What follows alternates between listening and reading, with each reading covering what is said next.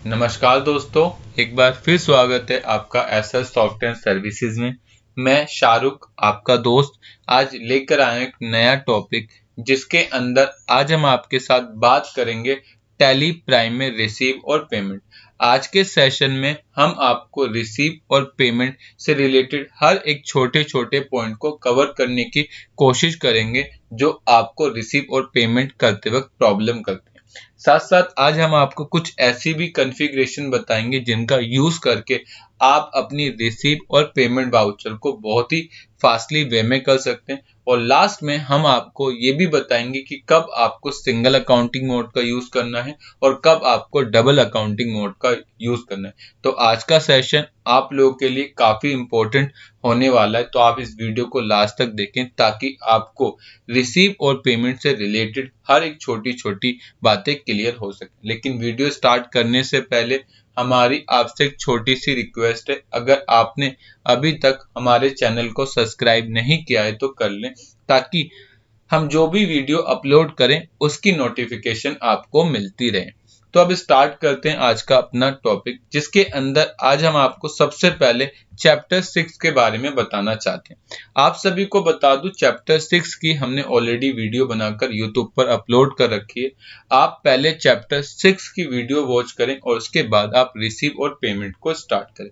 Chapter 6 में आपको सीखने को मिलेगा कि कब आपको डेबिट करना है और कब आपको क्रेडिट करना है। साथ साथ आपको ये भी पता चलेगा कि डेबिट किसे कहते हैं और क्रेडिट किसे कहते हैं। तो इसलिए आप पहले चैप्टर 6 की वीडियो को वॉच करें एंड देन उसके बाद आप इस पेमेंट रिसीव की वीडियो को वॉच करें। हम जो आज प्रोजेक्ट आपके साथ डिस्कस करेंगे वो प्रोजेक्ट हमारा 6 है, जिसके अंदर हमने ऑलरेडी टैली प्राइम में कंपनी बनाई है जिसका नाम है डिजिटल इलेक्ट्रॉनिक कंपनी। इसकी सारी परचेज की हमने एंट्री कर रखी है, सारी सेल की एंट्री कर रखी है और अब हमें इस कंपनी की रिसीव और पेमेंट की एंट्री करनी। रिसीव और पेमेंट की एंट्री करने से पहले आपको ये पता होना चाहिए हमारे पास दो तरह की बुक होती है, एक होती है कैश बुक, एक होती है बैंक बुक। आप सभी को पता होगा जब भी आप कैश में कोई भी ट्रांजैक्शन करते हैं या आप किसी से पैसा कैश में लेते हैं या आप किसी को पैसा कैश में देते हैं तो वो सारी एंट्री कैश बुक में रिकॉर्ड होती है। और जब बात आती है बैंक बुक की, जब आप किसी को बैंक से पैसा देते हैं या किसी से बैंक से पैसा लेते हैं, वो सारी बात करता है बैंक बुक। तो याद रखना दो तरह की बुक होती है, एक होती है आपकी कैश बुक, एक होती है आपकी बैंक बुक। अगर आप कोई कैश में ट्रांजैक्शन करते हैं तो सारी रिकॉर्ड से कैश बुक में किया जाता है और अगर आप कोई बैंक से ट्रांजैक्शन करते हैं तो उसका सारा रिकॉर्ड बैंक बुक से मेंटेन किया जाता है। साथ साथ मैं आपको एक बात और भी बता दूं, जब भी आप कैश बुक की एंट्री करेंगे तो याद रखना एक साइड आपका कैश आएगा और दूसरी साइड आपका पार्टी का नाम। मतलब कहने का सिंपल है कि कैश बुक की एंट्री होगी तो कैश या तो कभी डेबिट होगा या तो कैश कभी क्रेडिट होगा। ऐसे जब आप बैंक बुक की एंट्री करेंगे तो बैंक एक साइड डेबिट होगा और दूसरे साइड पार्टी एक्सपेंस या इनकम आएगी। ये एक सिंपल सा मैकेनिज्म है कि आप कैश बुक करें तो कैश में एक साइड को कैश को डेबिट कर दो और दूसरी साइड पार्टी का नाम टाइप कर दो। सर आपने ये बात तो हमें बता दी, क्या आप ये भी बता सकते हैं कि हम कब कैश को डेबिट करें और कब हम कैश को क्रेडिट करें? बिल्कुल सिंपल सा फंडा, जब भी आप रिसीव साइड की एंट्री करें तो कैश हमेशा डेबिट होगा क्योंकि आपके पास पैसा आता है, और जब भी आप पेमेंट की बात करेंगे तो उस केस में पैसा आपके पास से जाएगा तो कैश क्रेडिट होगा। सिंपल सा रूल है, जब पैसा आपके पास आता है कैश तो कैश डेबिट होता है और जब भी आप पेमेंट करेंगे तो कैश क्रेडिट होगा। सिंपल सा फंडा है कि जब भी आप रिसीव करें तो कैश को हमेशा डेबिट करें और जब भी आप पेमेंट करें तो कैश को हमेशा क्रेडिट करें। ठीक है, अब हम अपने चलते हैं टैली प्राइम पे।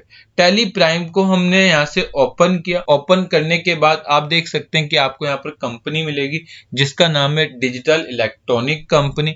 इस कंपनी में हमने सारी सेल की एंट्री, हमने इस कंपनी में सारी परचेज की एंट्री ऑलरेडी कर रखी है।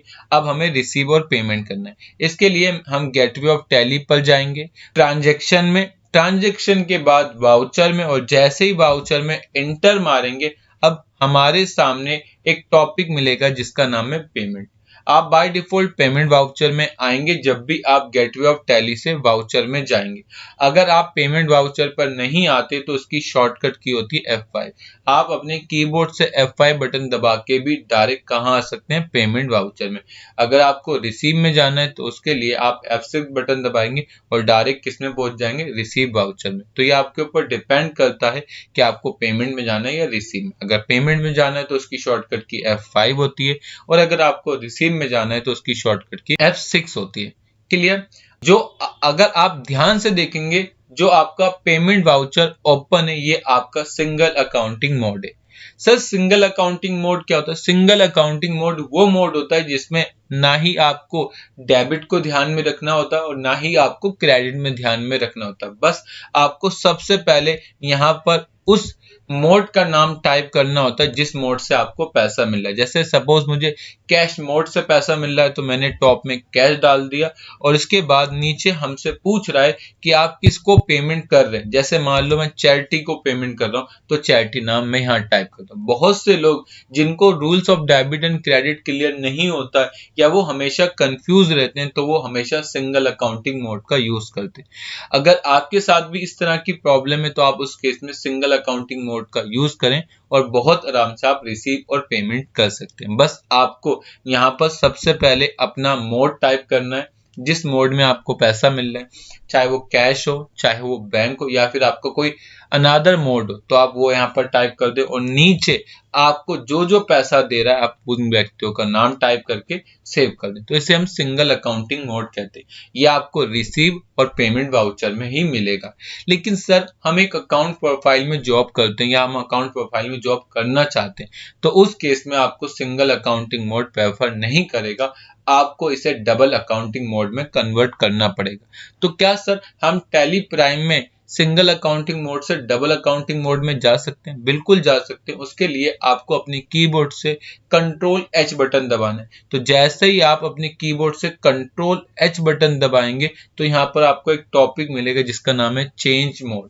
जैसे ही आप चेंज मोड पर क्लिक करेंगे तो टॉप में लिख के आएगा चेंज वाउचर मोड। ये अभी सिंगल अकाउंटिंग मोड है, आप इसको डबल अकाउंटिंग मोड करना चाहते हैं तो आपको डबल अकाउंटिंग पर इंटर मारना, और जैसे ही इंटर मारेंगे अब ये आपका कौन से मोड में कन्वर्ट हो गया, डबल अकाउंटिंग मोड में कन्वर्ट हो गया। और जैसे ही कन्वर्ट हुआ तो आप देख सकते हैं यहाँ बाय आ रहा है, बाय और टू मिलेगा। लेकिन जब हम लोग अकाउंट फील्ड में काम करते हैं तो हम बाय और टू को नहीं प्रेफर करते, हम डेबिट और क्रेडिट को प्रेफर करते हैं।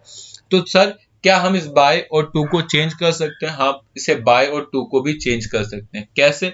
बस आपको अपने कीबोर्ड से F12 बटन दबाना, और जैसे ही आप अपने कीबोर्ड से F12 बटन दबाएंगे तो यहाँ पर आपको एक टॉपिक मिलेगा जिसका नाम है use CR/DR instead of to और बाय। तो ये बता रहा है कि use CR/DR instead of to और बाय, मतलब कह रहा है कि आप क्या टू और बाय की जगह डेबिट और क्रेडिट को यूज करना चाहते हो? मैंने कहा यस, और जैसे ही मैं इस पे इंटर मारूंगा और इसे कंट्रोल A के साथ सेव करूंगा तो आप देख सकते हैं अब यहाँ पर डेबिट आ गया और नीचे क्रेडिट आ जाएगा। तो इस तरीके से आप क्या कर सकते हैं, टैली प्राइम को सिंगल अकाउंटिंग मोड से डबल अकाउंटिंग मोड में यूज कर सकते हैं, और टू और बाय को हटाकर आप डेबिट एंड क्रेडिट में कन्वर्ट कर सकते हैं।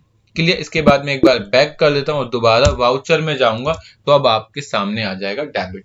एक चीज मैं और बताना चाहता हूं, अगर आपको rules of debit and credit नहीं क्लियर होता तो आप रिसीव और पेमेंट करते वक्त एक बात अपने माइंड में सेट कर लो कि जब भी मैं रिसीव या पेमेंट करूंगा हमेशा, चाहे वो पार्टी हो, चाहे वो एक्सपेंस हो, चाहे वो इनकम हो, मैं हमेशा उसका नाम टॉप में रखूंगा और नीचे कैश या बैंक।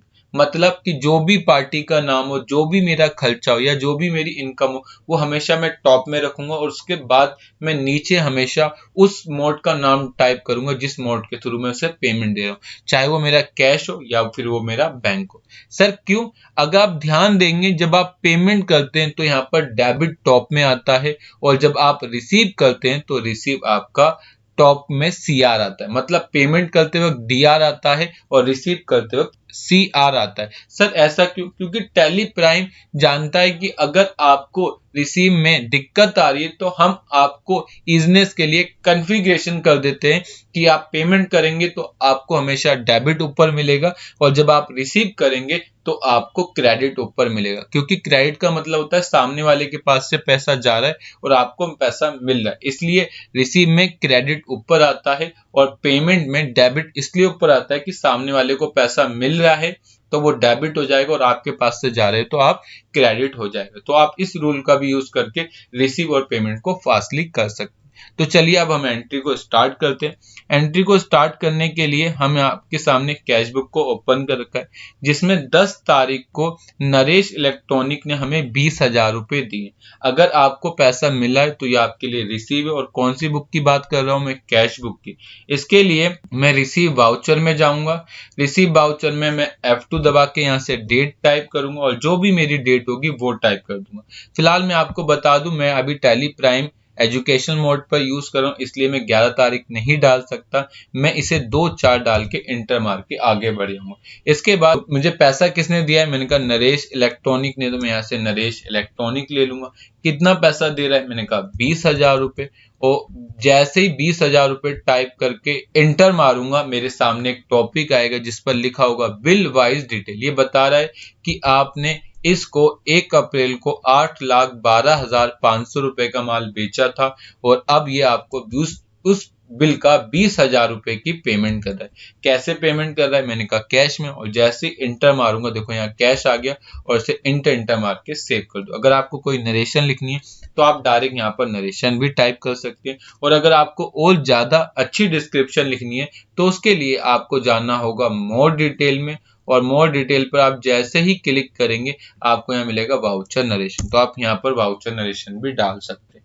ठीक है, मैंने लिख दिया रिसीव बाय नरेश और इंटर मार के आगे बढ़ के देखो ऑटोमेटिक वो आ जाएगा। उसके बाद इंटर मार के आप इसे सेव कर सकते हैं। तो इस तरीके से आपका सेव हो जाएगा। इसके बाद हमें 11/4 को इसके बाद 11/4 को हमने पेमेंट करी स्टार इलेक्ट्रॉनिक कंपनी को 30,000 रुपए की।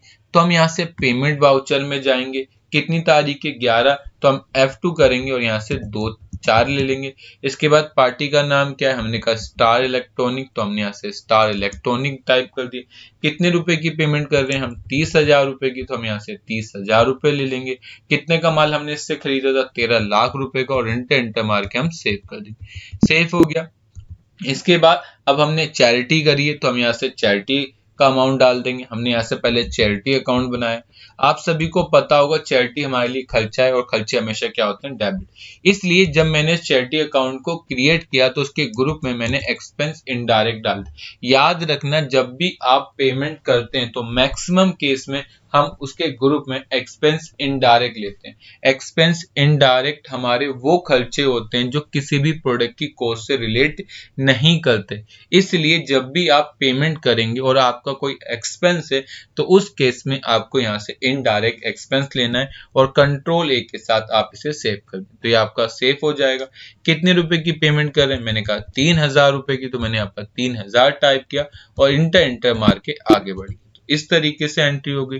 इसके बाद हमें सिप्रा ट्रेडर ने 40,000 रुपए दिए, तो हम यहाँ से रिसीव वाउचर में जाएंगे।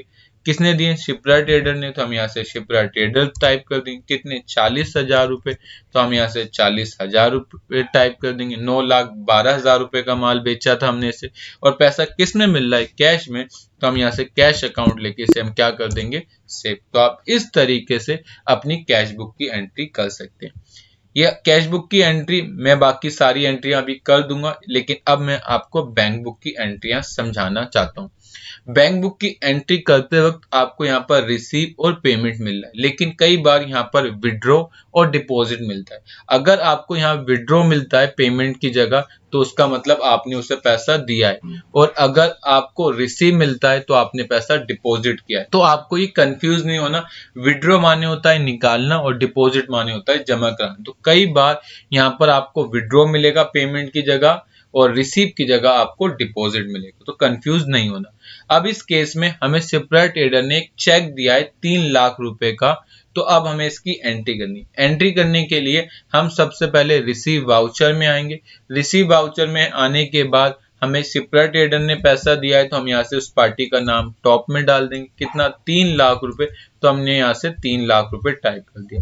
इसके बाद हमें यहाँ मोड बताना है कि हमें पैसा कैसे मिल रहा है। तो देखो हमें कैश में तो पैसा नहीं मिल रहा, हमें पैसा किसके थ्रू मिल रहा है? बैंक के थ्रू। तो बैंक हमारा बना हुआ नहीं, बनाने के लिए आप अपने कीबोर्ड से Alt+C दबाएंगे। तो जैसे ही मैं Alt+C दबाऊंगा यहाँ से लेजर क्रिएशन आएगा और पूछ रहा है बैंक का नाम क्या। तो आपका जो भी बैंक का नाम होगा आप वो टाइप कर देंगे।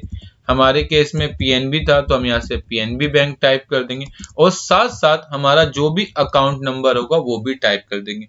ऐसा इसलिए करते हैं कि जब भी हम लेजर देखें तो उसका अकाउंट भी हमें शो हो जाए, हमें अलग से ना देखना पड़े। तो हमने यहाँ से अपना अकाउंट नंबर भी टाइप कर दिया। ये हमारा अकाउंट नंबर टाइप हो गया। इसके बाद कौन सा बैंक है तो हमने यहाँ से लिख दिया ग्रुप का, इसका बैंक अकाउंट होगा तो हमने यहाँ से बैंक अकाउंट डाल दिया। याद रखना कि आप जब भी बैंक अकाउंट बनाएंगे तो उसके ग्रुप में हमेशा आप बैंक अकाउंट टाइप करेंगे। इसके बाद अकाउंट होल्डर नेम, कि आपका होल्डर नेम क्या है? मेरा डिजिटल इलेक्ट्रॉनिक कंपनी, मैंने वो टाइप कर दिया। इसके बाद अकाउंट नंबर, तो मैं यहाँ पर अपना अकाउंट नंबर टाइप कर देता हूँ। ये मैंने अपना अकाउंट नंबर टाइप कर दिया। इसके बाद ही मुझसे पूछ रहा है आपका IFSC कोड क्या है, तो मेरा जो भी IFSC कोड होगा वो टाइप कर दूंगा। मैंने यहाँ से IFSC कोड टाइप कर दिया। इसके बाद शिफ्ट कोड है तो वो टाइप कर दे और आपकी ब्रांच क्या है तो आप यहाँ से अपनी ब्रांच टाइप कर दें। इसके बाद नीचे एक टॉपिक मिलेगा बैंक कॉन्फ़िगरेशन, जिसमें लिखा है सेट अल्टर बैंक बुक।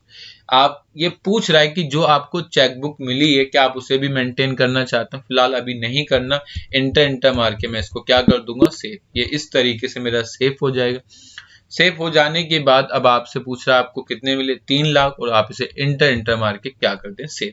जैसे ही आप सेव करेंगे तो आपके सामने कुछ कॉन्फ़िगरेशन आएगी जो आपको बताना है, जिसमें लिखा होगा bank allocation for PNB account number this for ₹3 lakh.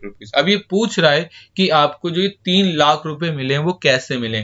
Check के थ्रू मिले, ई फंड मिला या अदर? आप कहते हो सर इनमें से कोई और है, तो आप शो मोर में जाएंगे और जैसे ही आप शो मोर पर क्लिक करेंगे तो आपके सामने और ऑप्शन आएंगे, जैसे ATM से मिले, कार्ड से मिले, कैश मिला है, चेक मिला है, ECS मिला है, ई फंड मिला है, इलेक्ट्रॉनिक चेक मिला है या इलेक्ट्रॉनिक DD मिला है या कौन सा मोड। तो आपका जो भी मोड होगा आप यहाँ पर वो मोड टाइप कर दें। हमारे केस में चेक है तो हम यहाँ से चेक DD ले लेंगे।